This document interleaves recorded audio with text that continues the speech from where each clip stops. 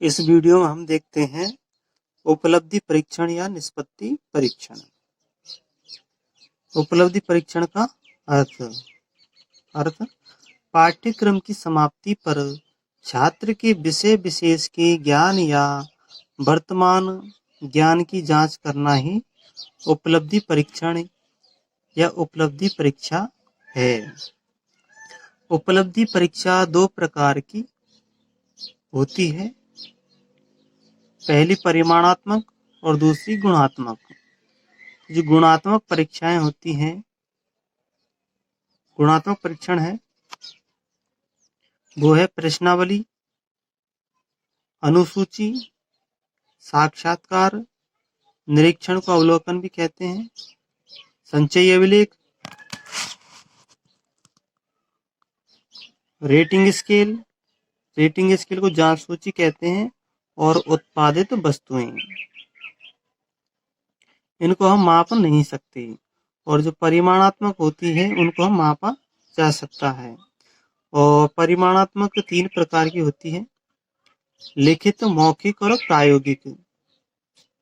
लिखित दो प्रकार की होती है, वस्तुनिष्ठ और विषयनिष्ठ।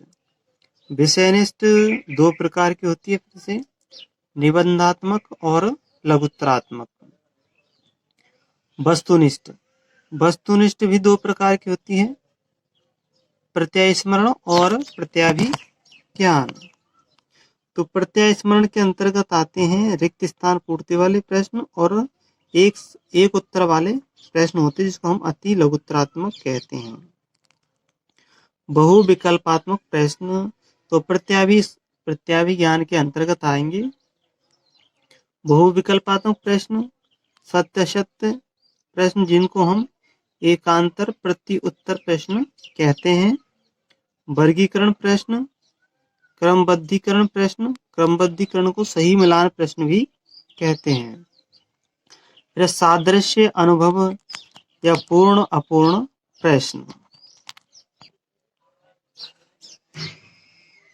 प्रत्यास्मरण प्रश्न, इसमें छात्र अपनी स्मरण शक्ति व चिंतन के आधार पर उत्तर देते हैं। जैसे रिक्त स्थान पूर्ति बल 10% होंगे और अति लघुत्तरात्मक प्रश्न 10% होंगे पेपर में। फिर प्रत्याभिज्ञान प्रश्न, इनमें प्रश्नों के उत्तर दिए हुए विकल्पों में से सही विकल्प चयन किए जाते हैं। जैसे बहुविकल्पात्मक प्रश्न 50% होते हैं।